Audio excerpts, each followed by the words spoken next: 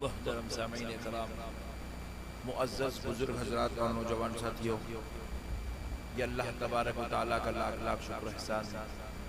اس کے پیارے حبیب رحمت للعالمین صلی اللہ علیہ وآلہ وصحبہ وسلم کی لطف و عنایت ہے کہ آج آپ عاشقان رسول، محبان اولیاء، غلامان غوث اعظم و غلامان غریب نواز کے درمیان میں حاضر ہونے کا موقع اور شرف نصیب ہوا ہے۔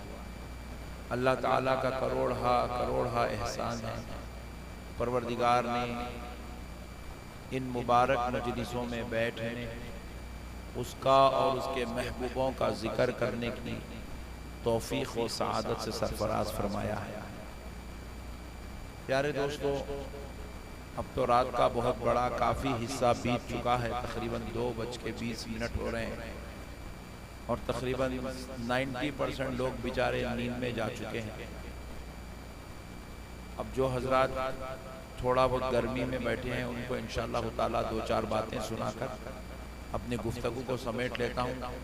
تھوڑی دیر آپ کے سامنے کچھ اچھی باتیں پیش کرنے کی سعادت حاصل کروں گا، تاکہ آج کے معاشرے اور زمانے کے اعتبار سے جو ہماری ضرورت ہے، اور آج کا جو ہمارا جلسے کا عنوان ہے اصلاح معاشرہ، اسی عنوان پر انشاءاللہ تعالی کچھ دیر بات کرتا ہوں۔ توجہ کے ساتھ اگر آپ سن لیں گے تو انشاءاللہ العزیز زندگی میں بھلا ہوگا، خیر ہوگا، اللہ تعالیٰ فضل فرمائے گا۔ پیارے دوستو، اللہ رب العزت نے قرآن پاک میں ارشاد فرمایا، کنتم خیر امت، تم سب سے بہترین امت۔ کیا ہو؟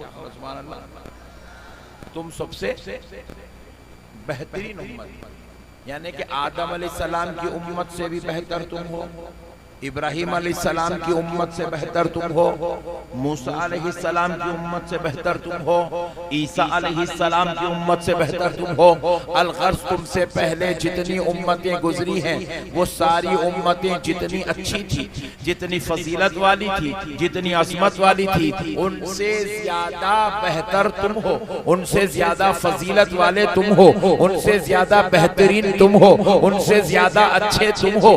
ہم بڑے پریشان ہو گئے، کیونکہ اب جو آدمی آج 14ویں صدی میں قرآن پڑھ رہا ہے، وہ قرآن پڑھنے والے نے جب یہ آیت پڑھا، تم سب سے بہترین امت ہو، وہ بیچارہ گناہگار پڑھ رہا ہے، خطاکار پڑھ رہا ہے، سیاہکار یہ آیت پڑھ رہا ہے، وہ غلطیاں کرنے والا یہ آیت پڑھ رہا ہے، شراب پینے والا یہ آیت پڑھ رہا ہے، زنا کرنے والا یہ آیت پڑھ رہا ہے، چوری کرنے والا یہ آیت پڑھ رہا ہے۔ تو بڑے تعجب میں پڑ گیا، اے اللہ، میں تو گناہگار ہوں، میں خطاکار ہوں، میں سیاہکار ہوں، مگر میں اللہ، میں بہترین کیسے ہو سکتا ہوں؟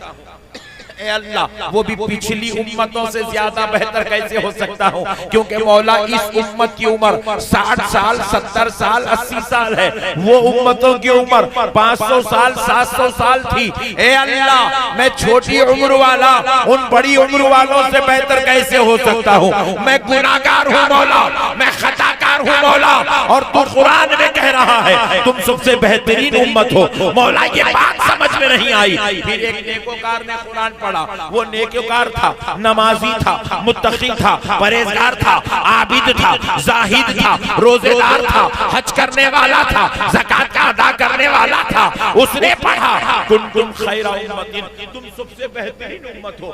وہ بھی بڑا پریشان ہو گیا، بولے مولا کیا میں نماز پڑھ کے، روزہ رکھ کے، زکوٰۃ دے کے، حج کر کے کیا پچھلی امتوں سے بہتر ہو سکتا ہوں؟ کیا حضرت آدم کی امت سے بہتر کیسے ہو سکتا ہوں؟ حضرت موسیٰ کی امت سے بہتر کیسے ہو سکتا ہوں؟ حضرت عیسیٰ کی امت سے بہتر کیسے ہو سکتا ہوں؟ تو بارگاہ الہی سے جواب آیا، بندے قرآن دیکھ کر تو پڑھ، سمجھ کے تو پڑھ، میں آخر کہہ کیا رہا ہوں؟ میں نے کہا تم خیر امت، تو سب سے بہترین امت ہے۔ کیا ہے؟ زور سے بولو، امت ہے، کیا ہے؟ اور ذرا زور سے بولو، امت کا مطلب کیا ہے؟ ذرا اس کو سمجھو۔ دیکھو، اگر کوئی شخص یہاں بولا یہ میرا بیٹا ہے، تو نسبت کس کی طرف ہوئی؟ باپ کی طرف۔ اگر کوئی بولا یہ میرا پوترا ہے، نسبت کس کی طرف ہوئی؟ دادا کی طرف۔ کوئی بولا یہ میرا مرید ہے، نسبت کس کی طرف ہوئی؟ مرشد کی طرف۔ کوئی بولا یہ میرا شاگرد ہے، نسبت کس کی طرف ہوئی؟ استاد کی طرف۔ کوئی کہے یہ بندہ ہے تو نسبت کس کی طرف ہوئی؟ خدا کی طرف۔ اب رب کیا کہہ رہا ہے؟ کنتم خیر امت، امت کہہ رہا ہے تو نسبت کس کی طرف ہوئی؟ مصطفیٰ کی طرف۔ تو رب کہہ رہا ہے میرے بندو، میں نے تمہیں فضیلت تمہارے نیکیاں دیکھ کے نہیں دی یا گناہ دیکھ کے نہیں دی، تم کو فضیلت مصطفیٰ کی نسبت۔ نعرہ تکبیر، نعرہ تکبیر، نعرہ رسالت، علامہ احمد نقشبندی صاحب قبلہ، نعرہ تکبیر۔ میں نے تم کو یہ فضیلت مصطفیٰ کے وسیلے سے عطا فرمائی ہے، نبی کے صدقے میں ہم فضیلت والے ہو گئے۔ ہمارے اعمال تو اب ہو رہے ہیں، ہم تو دنیا میں اب تشریف لائے ہیں، ہم تو 14ویں صدی میں پیدا ہونے والے ہیں، کچھ لوگ 13ویں صدی میں پیدا ہوئے، کچھ 12ویں صدی میں پیدا ہوئے، کچھ 7ویں صدی میں پیدا ہوئے، مگر قرآن تو مصطفیٰ کے زمانے میں نازل ہو رہا ہے۔ اللہ کہہ رہا ہے بندو تم قیامت تک پیدا ہوتے رہو گے، میں تم کو دیکھ کر تمہاری فضیلت کا اعلان نہیں کر رہا ہوں، میں تمہاری وجہ سے تمہاری عظمت کا اعلان نہیں کر رہا ہوں، میں مصطفیٰ کی نسبت کی وجہ سے تمہاری فضیلت کا اعلان ہے۔ پیارے حبیب کے صدقے میں ہم کو فضیلت والا بنا دیا گیا نہیں، اور جو بھی نعمت ہمارے پاس ہے یاد رکھو مسلمانوں یہ نبی کے صدقے میں ملی ہے۔ نماز ہمارے پاس ہے، دینے والا خدا ہے، دلانے والے مصطفیٰ ہے۔ قرآن ہمارے پاس ہے، بھیجنے والا خدا ہے، ہمیں پہنچانے والے مصطفیٰ ہے۔ ارے ہمارے پاس عبادت ہے، کرنا خدا کے لیے ہے مگر کروانے والا مصطفیٰ ہے۔ ہمارے پاس ماں باپ ہے، ماں باپ کا دینے والا خدا، ماں باپ کا احترام سکھانے والا۔ ہمارے پاس دولت ہے، دولت کے اسباب بنانے والا خدا، حلال اور حرام کی تمیز کرانے والا مصطفیٰ ہے۔ نبی کے بغیر کچھ بھی نہیں ہے۔ بولو جی، دکھ رہا جھارکھنڈ والوں کو خاموش بیٹھے ہوئے گھر گھر کے دیکھ رہے، ٹینشن نہیں کیا؟ کچھ چھمٹی امٹی ہونے کا دیکھا؟ ٹینشن میں تو میں کو رہنا چاہیے، میں لائٹ لے رہا ہوں جان دو بول کے، جلسہ خراب نہیں ہونا بول کے، اور تم لوگ کا ٹینشن لے رہے ہیں۔ اب مسئلے کو سمجھو پیارے دوستو، مسئلے کو سمجھو پیارے دوستو۔ اب ہمارے پاس جو نعمتیں ہیں، دینے والا خدا ہے، دلانے والے مصطفیٰ ہے۔ آج کائنات کا ہر شوہر اپنی بیگم کا حق ادا کر رہا ہے، بیگم کو اچھا اچھا کھانا کھلا رہا ہے، بہترین کپڑے پہنا رہا ہے، اس کی عزت کر رہا ہے، اس کا حق ادا کر رہا ہے، اولاد کے ساتھ حسن سلوک کر رہا ہے، اولاد کی تعلیم و تربیت کر رہا ہے، اولاد کو نیک بنانے کی کوشش میں لگا ہوا ہے، اس کے تقوی کے لیے کوشش کر رہا ہے، اس کو کامیاب بنانے کی کوشش کر رہا ہے۔ ارے بیوی اور بچوں کا دینے والا خدا ہے تو ان کا حسن سلوک سکھانے والا۔ اگر نبی نہیں سکھاتے تو اپن بھی اللہ ملیہ کے جیسے رہتے تھے۔ نبی کا صدقہ ہے انسان بن گئے ہیں۔ نہیں، ہمارے پاس انسانیت کیا ہے؟ ہمارے پاس انسانیت کا نام ہے محمد رسول اللہ۔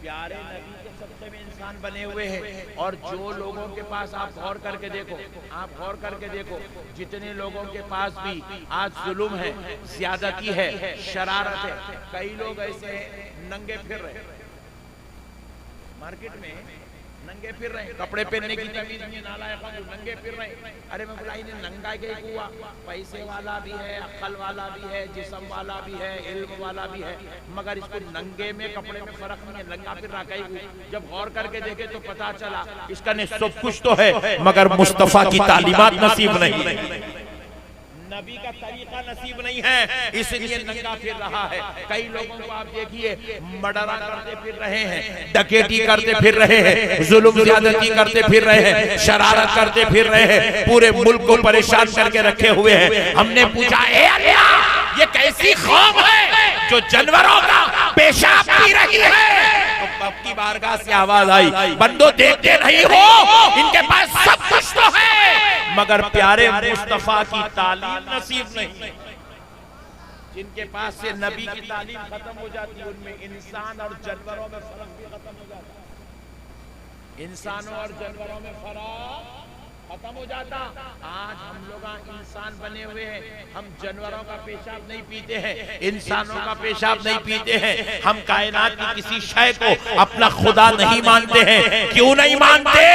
یہ ہمارے لیے عزت و فضیلت کی بات کیوں بن گئی؟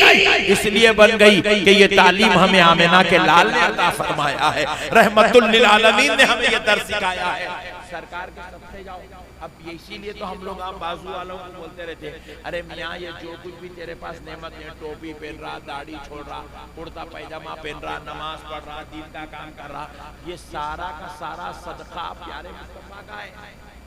نبی کے صدقے میں تیرے کو یہ سب نعمتیں ملی۔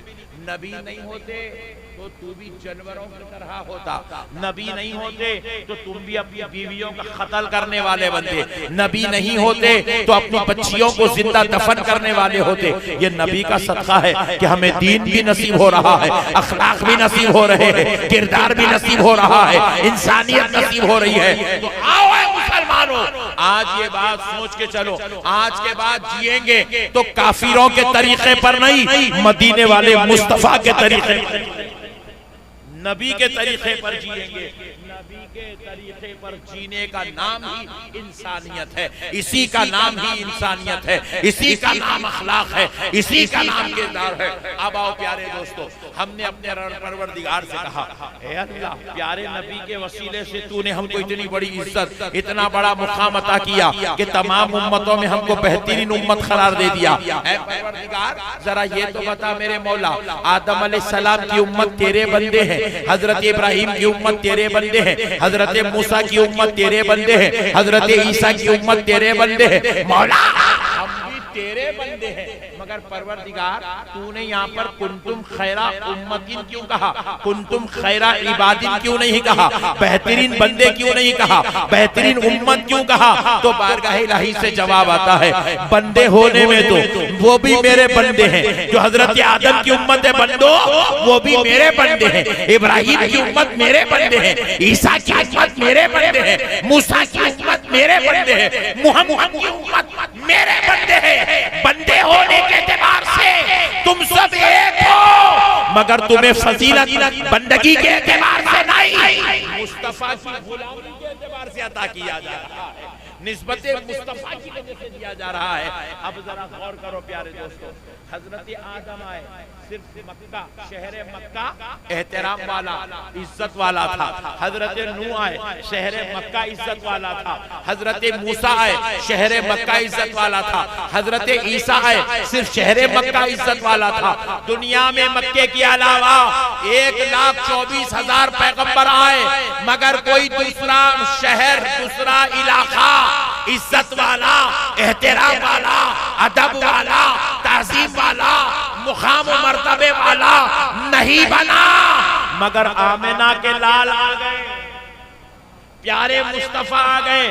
حضور بھی آئے تو مکے میں ہی تشریف لائے، حضور کی ولادت مکے میں ہوئی، حضور کی پیدائش مکے میں ہوئی، تو مکہ تو پہلے سے فضیلت والا تھا، آمنہ کے لال آ گئے اور عزت والا ہو گیا اور احترام والا ہو گیا، مگر پیارے مصطفیٰ نے شہر مکہ میں 53 سال اپنی زندگی کے گزارے۔ مکہ عزت والا رہا، مکہ احترام والا رہا، شہر مکہ تعظیم والا رہا، مگر جب 53 سال گزارنے کے بعد پیارے مصطفیٰ نے شہر مکہ کو چھوڑ دیا، رب کے حکم پر ہجرت کا حکم ہوا، پیارے مصطفیٰ نے چھوڑا، چھوڑ کے اب حضور مکے سے ہجرت کر کے یثرب کی طرف تشریف لے جا رہے ہیں، یثرب کی طرف تشریف لے جا رہے ہیں۔ جیسے ہی پیارے مصطفیٰ نے یثرب میں قدم رکھا تو اب یثرب نہ رہا، مدینہ بن گیا، مدینہ بن گیا۔ تو اب تک مکہ عزت والا تھا، مصطفیٰ کے قدم کی برکت دیکھیے، مدینہ بھی عزت والا ہو گیا، مدینہ بھی احترام والا ہو گیا، مدینہ بھی حرم کا درجہ پا گیا، مدینہ بھی معزز و محترم ہو گیا، شان و عظمت والا بن گیا۔ تو پتا کیا چلا؟ اللہ نے پیارے مصطفیٰ کو اس شان کا مالک بنایا، اس رتبے کا مالک بنایا کہ حبیب خدا قدم رکھ دے تو شہر مدینہ حرم والا ہو گیا، عزت والا ہو گیا۔ ایک بات سن لو دوستو، حضرت نبی مکرم صلی اللہ علیہ وآلہ وسلم پیارے حبیب علیہ السلام جب یثرب میں قدم رکھ رہے تھے، جب یثرب میں قدم رکھ رہے تھے تو حضرت ابو بکر ساتھ میں تھے، حضرت عمر ساتھ میں تھے، حضرت عثمان ساتھ میں تھے، اور دیگر جلیل القدر صحابہ پیارے مصطفیٰ کے ساتھ تھے۔ صحابہ اکرام نے دیکھا کہ اب یثرب میں، اب صحابہ نے دیکھا کہ ہم یثرب میں داخل ہو رہے ہیں، تو صحابہ نے اپنے اماموں کے کپڑے لے کر اپنے ناک اور منہ پہ ڈھانک لیے۔ رسول اللہ نے پوچھا صحابیوں تم نے اپنے چہروں پہ کپڑوں کو کیوں ڈھانپ لیا؟ تو صحابہ اکرام نے عرض کیا یا رسول اللہ اس لیے ڈھانک لیے کیونکہ ہم نے سنا ہے کہ یہاں کی ہوا میں بیماریاں ہیں، یہاں کی ہوا میں وبائیں ہیں، یہاں کی ہوا میں امراض ہے، ہم نے اس لیے اپنے چہروں کو کپڑوں سے ڈھانک لیا تاکہ یہاں کی ہوا ہمارے اندر داخل نہ ہو۔ تو پھر پیارے حبیب علیہ السلام نے کہا صحابیوں اپنے چہروں سے کپڑوں کو ہٹا دو، دیکھو میں نے یثرب میں قدم رکھ دیا ہے اور میرے قدم کی برکت یہ ہے اب یثرب گناہوں کا، بیماریوں کا، وبا کا، امراض کا مرکز نہیں رہا۔ اس قدم کی برکت سے اب مدینہ شفا کا مرکز بن گیا ہے، رحمت کا مرکز بن گیا ہے، اللہ کی نعمتوں کا مرکز بن گیا ہے۔ پیارے دوستو قربان جاؤ اللہ اور اس کے رسول کی رحمت پر۔ اللہ رب العزت نے مدینے کو اس امت کے لیے حرم کا درجہ عطا فرمایا، صدقہ مصطفیٰ کا ہے۔ اب اور ایک بات بھی سن لیجئے، اللہ نے کتابیں نازل کی، توریت اللہ کی کتاب ہے، زبور اللہ کی کتاب ہے، انجیل اللہ کی کتاب ہے، صحیفہ سلیمان اللہ کی کتاب ہے۔ یہ جو ساری کتابیں آسمان سے نازل ہو رہی ہے یہ سارے کلام اللہ کے ہیں، توریت اللہ کا کلام، زبور اللہ کا کلام، انجیل اللہ کا کلام، مگر اے پیارے دوستو ذرا غور کر کے سنو، قرآن مجید بھی اللہ کا کلام ہے، قرآن مجید بھی اللہ کا کلام ہے۔ اب ذرا غور کیجئے گا، قرآن اللہ کا کلام ہے مگر سارے کلاموں میں سب سے زیادہ فضیلت والا کلام قرآن مجید ہے، توریت سے بھی زیادہ فضیلت والا کلام قرآن ہے، زبور سے زیادہ فضیلت والا کلام قرآن ہے، انجیل سے زیادہ فضیلت والا کلام قرآن ہے، صحیفہ سلیمانی سے زیادہ فضیلت والا کلام قرآن ہے۔ ذرا غور کر کے دیکھیے، سارے کلام اللہ کی کتاب ہے، اللہ تبارک و تعالیٰ نے نازل کیے ہیں، لے دینے والا خدا ہے، لانے والے جبریل ہے، مگر سارے کلاموں کا مقام مرتبہ ایک طرف ہے اور قرآن مجید کا مرتبہ ایک طرف ہے۔ آخر بات کیا ہے؟ ہم نے پوچھا اے اللہ جب قرآن تیری کتاب ہے، زبور تیری کتاب ہے، انجیل تیری کتاب ہے، توریت تیری کتاب ہے، صحیفہ سلیمانی تیری کتاب ہے، مگر اے پروردگار سارے کلاموں میں پھر قرآن مجید بھی جب تیرا ہی کلام ہے